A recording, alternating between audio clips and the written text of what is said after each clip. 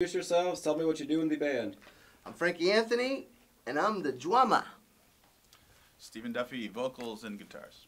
I'm Desire, I'm the bass player. Bernie Godwin, I'm the other guitar player. And when did the band form, and what's the story on how the four of you hooked up?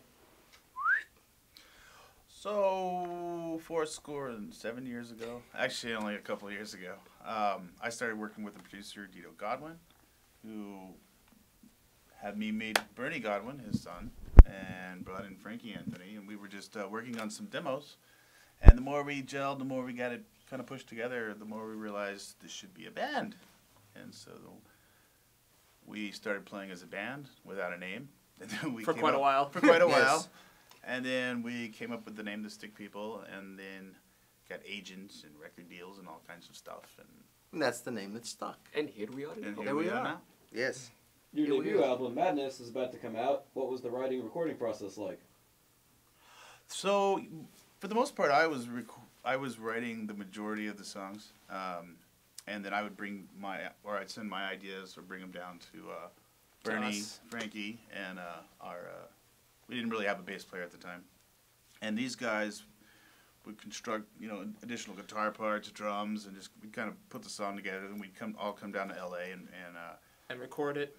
Do the pre-production, really get it the way we wanted it, go into the studio, and recording was, it's recording. You're locked in the studio for 16 hours a day, forever. The way I like it. Yes. So a lot of redoing stuff, but polishing it was great. Things. It was great. Dito Godwin was a good producer, and we used a bunch of different studios. Ended up primarily at the Green Room with Mark Green. He was a great engineer. Yep. And that's how it happened. That's how it happened. Between the four of you, there was a lot of rock and roll history playing in previous bands. Can you give us a little background info? I think what's been out there in the press is that, they said that I played with Ozzy, which in part is true. I was never part of Ozzy's band. I just auditioned for Ozzy. I auditioned twice, didn't get the gig, so we'll clear that up. And, I've been in a ton of bands. And done a ton of, session work and stuff like that there. But this band the Stick People seem to be a chemistry that's just very, very, very good. Yeah, and obviously, I came from a Queensryche. musical. Oh, Queensryche, yes. So Mike Stone, who's not here, still Not working present. with us, and Yes. he's been on tour with us, and he's actually on the record. He obviously was in Queensryche. Everybody probably knows that. Me personally, my uncle conducted the Washington Symphony for many years, so I kind of grew up into that. And then Mr. Godwin here has... I've done a lot of soundtrack work for, I did stuff for Bruce Campbell in a movie called My Name is Bruce. Just found out an older band that I had played in, recording, partial songwriting work I did, is in another movie. I've done that. I've done a lot of radio work. I do a lot of engineering with Mark Green. I do stuff with the Transcenders studio that does a lot of the Black Eyed Peas stuff. I've gigged, in the ways that, you sleep on either strangers' floors or you have nice hotel rooms like the Stick People get to do. So it's a pretty sweet gig. I was practically born in the studio. My dad being Dito Godwin, the producer. I've been around music my entire life. So being around, a lot of musicians my whole life is... there was no question I was going to be a musician, and led me down to this road. I'm endorsed by PRS Guitars and living the life and loving it. Living. And, I've just played in a lot of local, LA, Southern California bands, and one day Frankie contacted me and I auditioned and kind of just got plucked and elevated to here. So that's really pretty much my background. Just kind of got lucky. He's also a very intense multi-instrumentalist, and oh yeah, yes, and we're really glad and happy to have him. Thank you. And he makes good soup. Yes, I make good soup. He's a good cook. He's a good cook. He's a good The barbecue. real reason he's around. And there's always that one thing you can't leave home without for the road. What would that be for each of you guys? iPad. You go ahead. Let me think about it. Either the phone or, nail clipper. Gotta keep the hands ready for guitar. I'd have to bring my portable MIDI recording setup so I could have my VSTs and make weird electronic music? I think for me it would be, you know, books, a lot of reading on the road, and Anti-technology. They have this thing called the Kindle. no, my They have hand. this other thing called You need the to hold the it. paper. It'll store When these guys, 1,000 books. when these guys' batteries die and their nooks and crannies and whatever else they got, we plug them in and we recharge I will them. have my paper. We plug them in and we Well, recharge he's them. busy burning the He's book a for drummer, the so light. he has to have that Neanderthal I will stuff, be you burning know, the so book it's- for it's the just the way fuel it for is. the bus.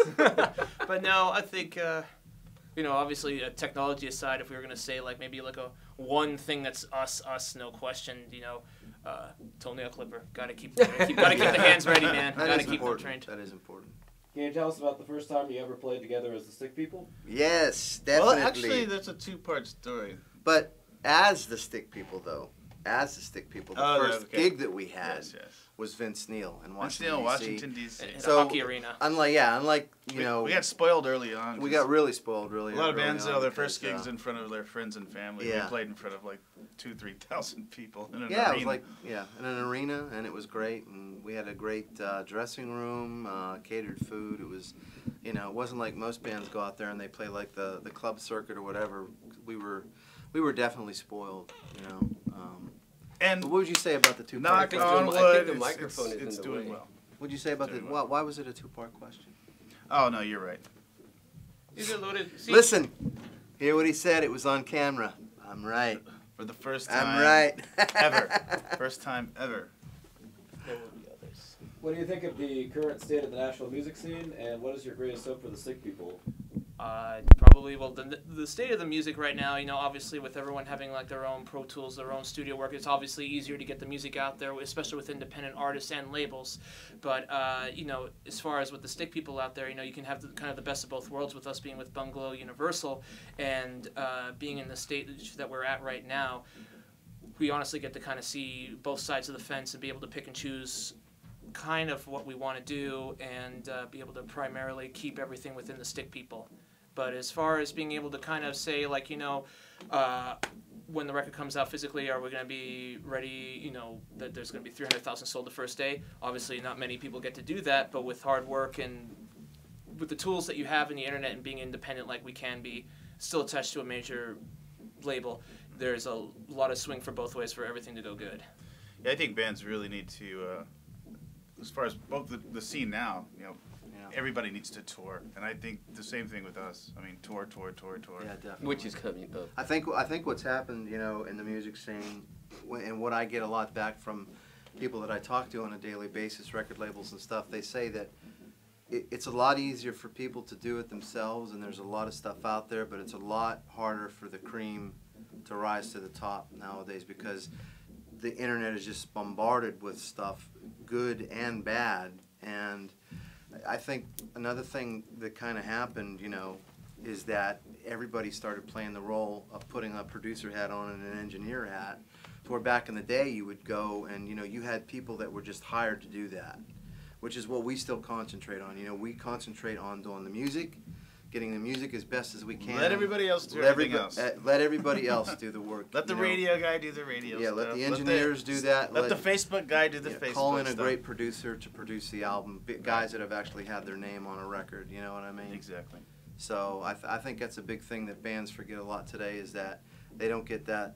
A lot of people that produce the stuff at home today don't get that outside ear that you really need or that outside opinion, maybe from, you know, one or two people.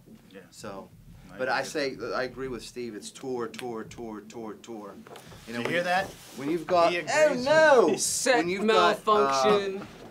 When you got people like, We're bringing the This place is down. awesome. this is great. This is the Avalanche, See, we man. bring down the house, no matter Yes. where we are. Should I Yes, just that's rip true. it down? No, it's Do you want to rip it down? the hell with it. I'm gonna rip it The down. hell with it! We should sign it. It's history. It's even better. That was our See, that's Guns N' almost like a wardrobe That was our malfunction. guns. That was our Guns N' Roses moment right there. We got to actually tear something down. That's the first time we've wrecked anything. All right. What's What was your earliest inspiration to write and play music? Black Sabbath.